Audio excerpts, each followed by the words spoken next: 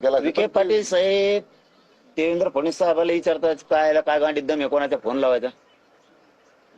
अहो त्याचा झोका न जिदबा दिते ने इथं तिथं नाही, सुळ्या बाबळीचे काटेचे फडणवीस साहेब म्हणी एकदा कुरूप झालं की नीटच नाही होते. कसला काटा काढणार आणा तुम्ही, नाचकांड आणा नाही तर कुणी आणा, उपसतच नाही तो काटा डबल. काय पाटील, मी खोटं बोलत नाही, मी सत्य तर सांगतोय तुम्हाला, तळतळीने सांगतोय, ऐका तुम्ही. ते नाही पण मुख्यांचा आपण आक्षेप का घेतात? त्यांचा त्याविषयी संबंधच नाहीये. त्यांचा नाहीच म्हणल्यावर तुम्हाला सांगतो का टप्पर आहे कोणाची याची नाही सांगू शकत हो, नाही सांगू शकत. अधिकारी बी नाही. फडणवीस साहेबांना विचारल्याशिवाय दम नाही कोणात काम करायची. इथं रिअल आहे. मी काय दोष नाही द्यायचा तर मी त्याविषयी लाड साहेबांना सांगितलं होतं, तुम्ही आमचं देऊन टाका, कशाला नाव ठेवतो आम्ही? म्हणून मी आपल्याला विनंती कशाला ठेवूत? मी एकदा मराठ्याला देऊन बघा म्हणा, त्यांना एकदा मराठ्याला देऊन बघा म्हणा. एकदा आतापर्यंत तुम्ही दिला ना सगळ्याला, एकदा मराठ्याला देऊन बघा. बेउपकारी झाले तर बेउपकारी होतील मराठी, जाऊ द्या. तुम्ही तर द्या एकदा. हैदराबादचं गॅजेट आमचा हक्काचं मान्य आहे तुम्हाला, देऊन टाका ना आम्हाला मराठवाड्यातल्या मराठ्याला. ते गॅजेट प्रमाणेच आपण कारवाई करतो ना. अहो झाले 10 महिने. पाटील थोडा वेळ गेला म्हणून मान्य करतो. थोडा वेळ होता 10 महिने. आता ऍडमिशन 50-60 लाख पोराची. तेवढे पोरं नाहीये काय 6 कोटीत 50 लाख तर पोरं ऍडमिशन घेते ना. ते तुमचा आग्रह तुम्ही, पण मी सगळे आकडे देतो, तयार ना आपल्याला. अहो मी ऍडमिशन म्हणतोय.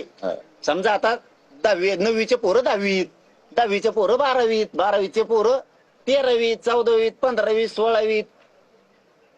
कुणी एमबीबीएस ला जाईल, कुणी इंजिनिअरिंगला जाईल, कुणी कृषीमध्ये जातील, कुणी विद्यापीठात जातील, कुणी एमपीसी युपीसी ला ऍडमिशन घेतील, कुणी बीएचएमएस ला घेईल, कुणी एमडी ला घेईल.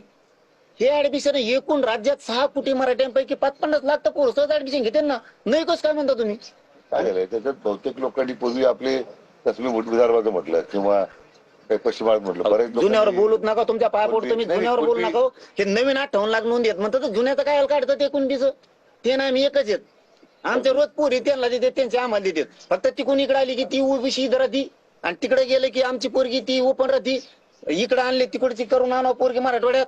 ते पोरग ओपनच, बायको करून आणलेली ओबीसी. पोरग कोणाचं? ओबीसी ओपनच. आमची जातच करा ना, मेळ लागा ना आम्हाला म्हणतात.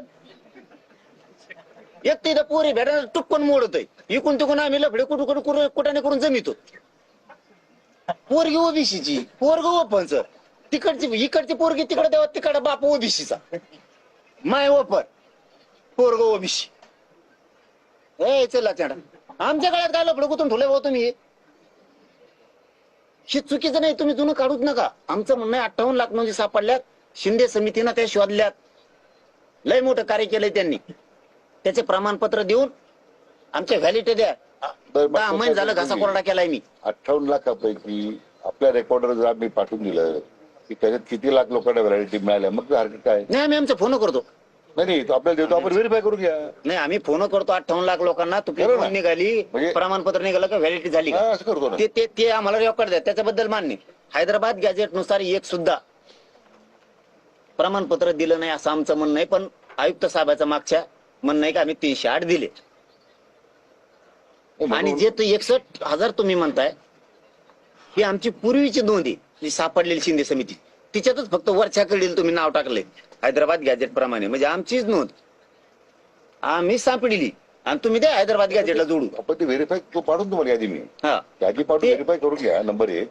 पहिला म्हणजे 58 लाखाचं बायफर्केशन पण तुम्हाला जिल्हा नियत देतो.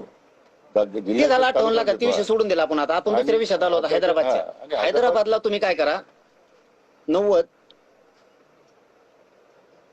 आणि 1994चा जी JR काढलेत त्याची नियमावली लावा, कारण आमच्याकडं पुरावा आहे. पुरावा असल्यानंतर देऊच ना आपण. काय मग हैदराबाद गॅजेट पुरावा आहे ना आधार तुम्हाला. त्या गॅजेटप्रमाणे देतो आपण कारवाई. माननीय न्यायालय आमचं उडील कस काय? हैदराबाद गॅजेटप्रमाणे पहिला आपण कारवाई करतो ना. नाही ना साहेब, एक पण निघत नाही म्हणतो. तर त्याला कशी करते म्हणून मी आपलं काय म्हणतो, एक पण निघत नाही म्हणतो. हे आजचं उदाहरण करण्यात त्यासाठी दिलं की असे काही भानगडी गावात पातळी सुरू असतील. तुम्ही स्वतः पर मागच्या वेळी धाराशिवला गेलो. आता तुम्हाला साताऱ्याचं विचारलं, ते झाले 2 विषय. ते झाले 2 पेंटिंगच पडले. ते आपल्याला काही निघाला नाही. आता साताऱ्याचा विषय होता, तुम्ही म्हणले कोर्टात जाईल.